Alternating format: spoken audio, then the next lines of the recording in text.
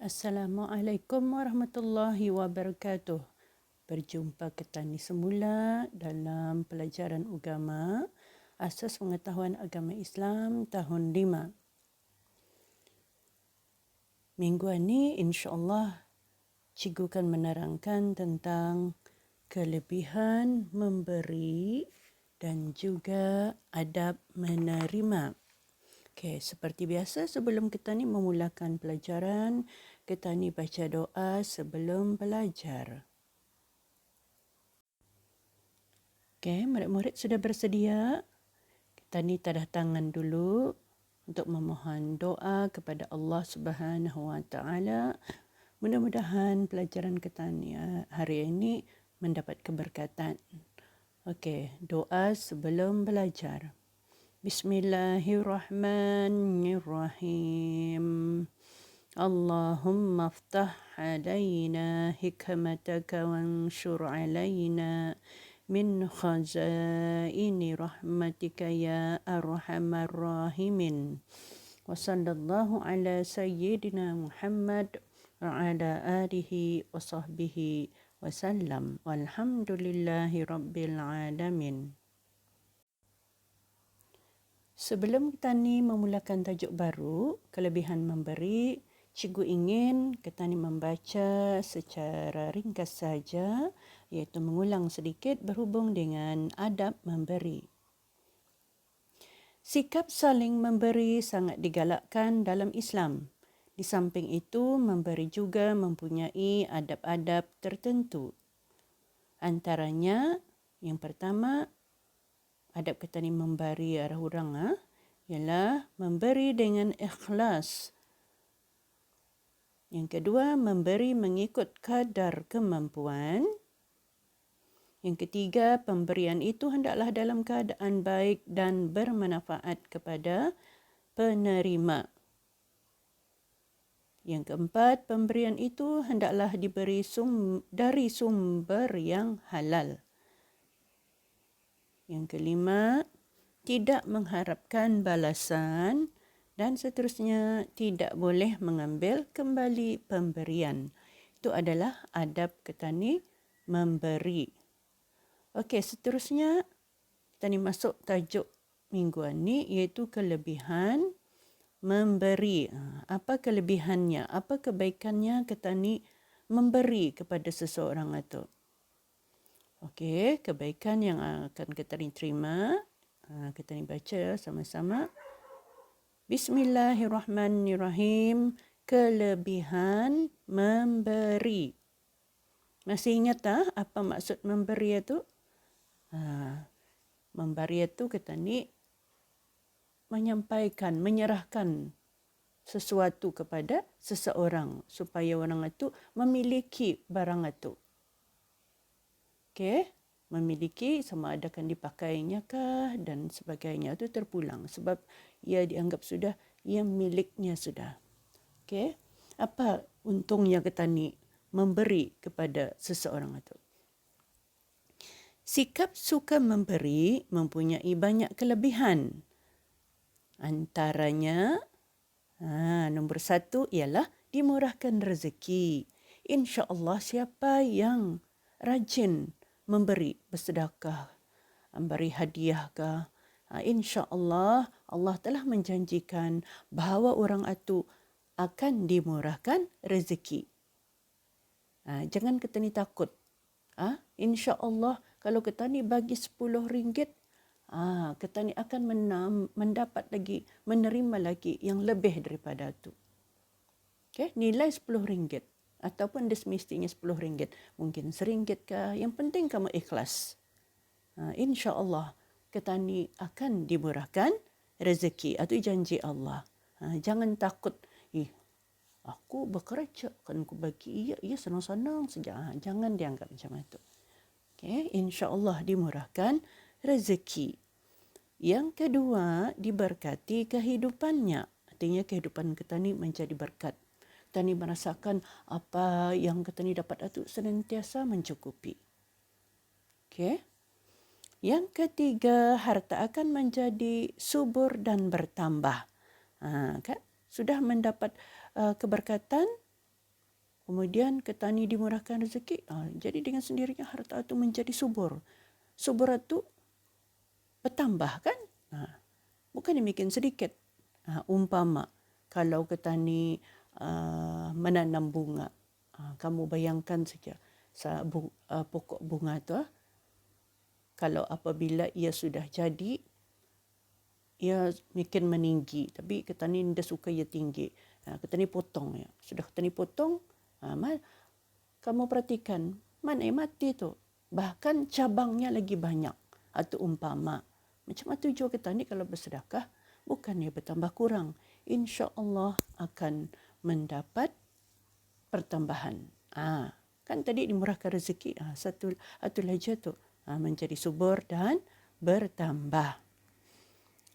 Yang keempat, meringankan beban penerima yang berhajat atau yang memerlukan. Jadi dengan sendirinya kalau petani rajin memberi seseorang, petani tahu orang itu susah, dengan sendirinya meringankan beban orang itu juga. Beban itu artinya kesusahan, kepayahan orang itu. Contohnya kamu menolong orang miskin kah, dia semestinya miskin, kawan kamu kah masa tu dalam kesusahan, ia berhajat sangat barang itu. Taulah masa ni, petani memerlukan sekurang-kurangnya handphone, laptop untuk belajar. Untuk belajar masa musim COVID ni lah. Jadi andai katalah kalau kamu tu banyak duit, orang itu tidak ada kemudahan itu, petani bagi. Jadi dengan sendirinya hilang beban orang itu, beban penerima itu hilang. Sebab petani sudah membagi ia. Jadi ia pun senang hati. Okey. Jadi yang keempat tadi meringankan beban atau kesusahan si penerima. Penerima tu maksudnya orang yang petani bagi tu kan, yang berhajat atau yang memerlukan. Okey, yang kelima lagi, apa kelebihan memberian ni? Apa untungnya petani bagi? Jadi yang kelimanya ialah mengeratkan hubungan silaturahim. Memanglah kalau petani perhatikan pun, kalau petani berbuat baik arah orang suka petani, jadi hubungan petani semakin rapat. Mengeratkan, merapatkan hubungan silaturahim. Yang keenam ialah menghapuskan dosa-dosa kecil. InsyaAllah apa yang petani pernah lakukan dosa-dosa disebabkan petani ingin memberi, insya-Allah dosa petani akan dihapuskan oleh Allah. Okey, yang ketujuh, last untuk tajuk kelebihan memberi ni. Yang ketujuh ialah disukai oleh orang lain. Sudah cikgu cakap tadi. Tentulah kalau orang itu suka menolong orang yang susah, ia suka menolong. Dengan sendirinya orang yang ditolong itu pun suka arahnya. Jadi disukai oleh orang lain. Orang suka kepada sesiapa yang rajin memberi. Okey? Jadi itu kelebihan yang kamu pelajari tajuk untuk mingguan ni. Iaitu ada 7 kelebihan. Okey? Apa rasanya? Kamu dapat ke tidak? Kamu pernah memberi ke tidak? Jangankan menerima saja, kan minta teganya. Indah. Supaya kita ni dapat kelebihan-kelebihan keuntungan memberi itu, cuba kita pandai juga memberi. Okey. Dan tajuk seterusnya untuk mingguan ni ialah adab menerima. Adab menerima, apa tu maksudnya? Kalau kita ni kena bagi pulang tu. Yang tadi kelebihan kita ni memberi ya. Ini macam mana adab kita ni? Kalau orang memberi arah kita ni. Okay, mesti ada caranya je tu. Dalam Islam ni apa-apa saja, macam-macam saja. Memang ada adabnya. Tu untungnya. Okey, kita ni baca sama-sama. Adab menerima. Antara adab menerima pemberian itu ialah macam mana adab kita ni? Andai kata orang membagi kita ni hadiah ke apakah. Okey, kita ni baca. Nombor 1, hendaklah menunjukkan rasa gembira ketika menerima sedekah atau hadiah. Tunjukkan rasa kita ni gembira mendapat hadiah tu. Walaupun sebenarnya dalam hati kamu, ya aku ada sudah dapat barang ni lagi mahal. Jangan sombong. Kata ni sebagai orang Islam, pastikan, tunjukkan rasa gembira tu. Sekurang-kurangnya macam mana? Kata ni, misal sekurang-kurangnya, terima kasih. Okay. Dan kedua, ialah tidak menghina atau memperkecilkan pemberian yang diterima. Ini yang kedua. Tidak menghina atau memperkecilkan pemberian yang diterima. Jangan dihina, jangan diucap-ucapkan. Kita jawab pun bagaimana? Murah ni. Aku pun sudah ada. Jangan macam itu ya Allah. Tidak boleh lah ya. Jangan menghina atau memperkecilkan pemberian yang kamu terima tu. Walaupun ia bagi kamu yang dah seberapa. Jadi jangan kecilkan hati orang itu. Mana tahu sekarang satu masa ada kata ni dalam kesusahan. Tak ada yang ada yang membagi arah kamu sebab ia sudah tersinggung. Okey, jadi itu kata ni pasti tahu apa adab kata ni menerima tu. Jangan sekali-kali menghina. Jangan diucap-ucapkan pemberian orang itu. Okey? Apa tadi? Yang kedua, tidak menghina atau memperkecilkan pemberian yang diterima. Okey, yang ketiga lagi. Apa tu yang ketiga? Hendaklah mengucapkan terima kasih kepada pemberi. Ini biasanya. Anda cikgu tahu ada orang juga kena bagi, marah dia pulang. Jadi adab kata ni menerima sepatutnya hendaklah mengucapkan terima kasih kepada pemberi. Kalau kamu, ada kamu cakap terima kasih? Kalau Indah pernah buat macam tu, perbaiki diri. Kalau ada orang memberi, Indah kira siapa membagi tu. Mami kah, daddy kah, babah kah, mama kah, siapa saja. Yang penting kamu, adab kamu menerima tu, hendaklah mengucapkan terima kasih. Thank you. Apa lagi? Mana saja kamu? Bahasa yang kamu tahu. Yang penting cakap terima kasih. Ingat, itu dianggap adab menerima. Dan yang keempatnya, yang terakhirnya, hendaklah mendoakan kebaikan untuk orang yang memberi dan membalas jika mampu. Okey, itu doa. Itu maksud cikgu adab menerima yang keempat. Hendaklah mendoakan kebaikan untuk orang yang memberi. Biasanya kalau orang membagi, biasa tani dengar lah. Orang itu bersedekah kita ni. Kita ni cakap terima kasih. Dan biasa orang yang menerima tu cakap mudah-mudahan kau panjang umur, murah rezeki lagi. Okay, ada kadang-kadang dalam pebun, terima kasih. Dan lain kali ada lagi. Hihihihi. Itulah sekurang biasanya tani dengar. Kalau dalam Bible ada lagi kena tambah tu kan macam itu. Jadi ingatlah kalau orang memberi itu adab kita ni doakan ia kebaikan supaya ia senang hati. Orang memberi itu pun senang hati. Ndak ku menyasal bagi sianuan nehnya. Ia selalu mendoakan akunya.